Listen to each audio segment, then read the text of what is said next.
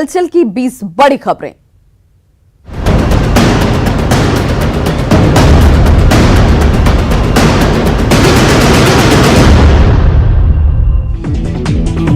BJP के राष्ट्रीय प्रवक्ता प्रेम शुक्ला ने विपक्ष पर जमकर निशाना साधा। उन्होंने कहा कि एक तरफ एनडीए नरेंद्र मोदी और नीतीश कुमार के विकास के काम को गिना रहा है, तो दूसरी तरफ कोई चेहरा नहीं है।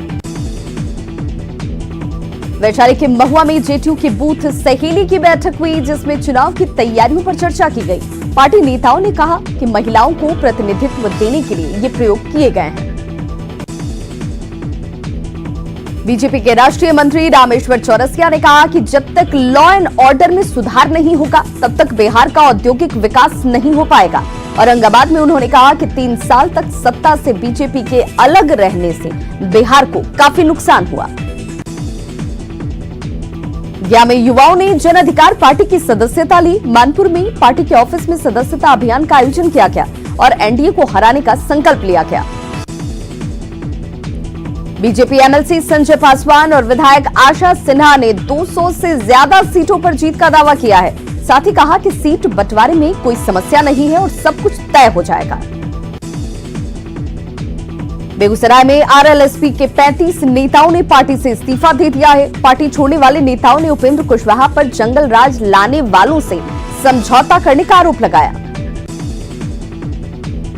रोहतास में बीजेपी जिला पदाधिकारियों की बैठक हुई, जिसमें विधानसभा चुनाव की तैयारियों पर चर्चा की गई। बैठक में विधायक मनोज शर्मा और पूर्व विधायक जवाहर प्रसाद भी मौजूद रहे।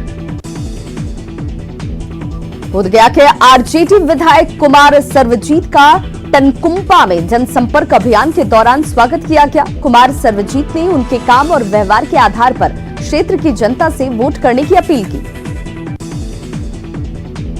बीजेपी विधायक मिथिलेश तिवारी ने दावा किया है कि केंद्र सरकार ने बिहार के विकास में कोई कोर कसर नहीं छोड़ी है। गोपालगंज में मिथिलेश तिवारी ने कहा कि देश में सबसे ज्यादा सड़कों का निर्माण बिहार में हो रहा है।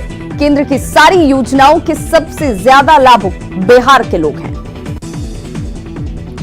राजस्व मंत्री रामनारायण मंडल ने कहा कि प्रधानमंत्री को बिहार के विकास की चिंता है और यही वजह है कि पिछले कुछ दिनों में हजारों करोड़ की रुपए की योजनाओं की सौगात बिहार को मिली है, जिससे बिहार के विकास की रफ्तार तेज होगी।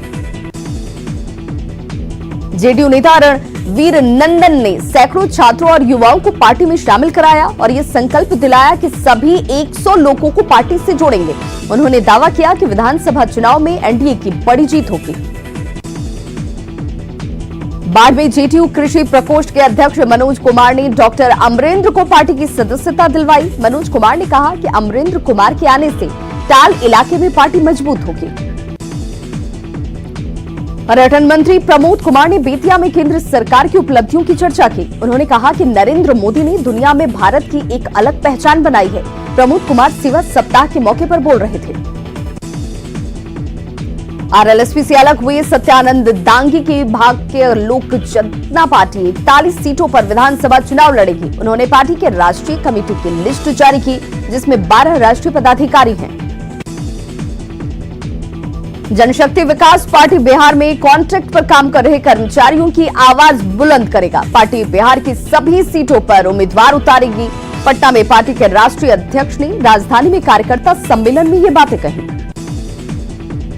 बेतिया डीएम ने निष्पक्ष और शांतिपूर्ण चुनाव के लिए सेक्टर पदाधिकारियों को पाठ पढ़ाया। परामर्श केंद्र में समीक्षा बैठक के दौरान डीएम ने विस्तार से इसकी जानकारी दी। मुंगेर में जिला प्रशासन विधानसभा चुनाव की तैयारियों में जुट गया है। एसपी के निर्देश के बाद हथियारों की बरामदगी और वारंटियों की गिरफ्तारी का काम शुरू कर दिया गया है। अब तक 35 दागियों के खिलाफ कार्रवाई की गई है। वोटरों को जागरूक करने के लिए गया में जागरूकता रैली निकाली गई, जिसे डीएम ने हरी झंडी दिखाकर रवाना किया। साथ ही जिन लोगों के नाम वोटर लिस्ट में नहीं है, उनसे रविवार को अपना नाम वोटर लिस्ट में जुड़वाने की अपील की गई। विधानसभा चुनाव को लेकर पूर्णिया में अधिकारियों को ट्रेनिंग दी गई। डीएम ने कहा कि मतदान के दिन सभी बूथों पर बुजुर्गों और दिव्यांगों के लिए अलग इंतजाम किए जाएंगे। भागलपुर में शांतिपूर्ण चुनाव को लेकर डीआईजी ने नवगछिया एसपी ऑफिस में मीटिंग की। साथ ही अपराधियों पर लगाम के लिए एसटीएफ और पारा मिलिट्री फोर्स को तैनात करने की बात कही।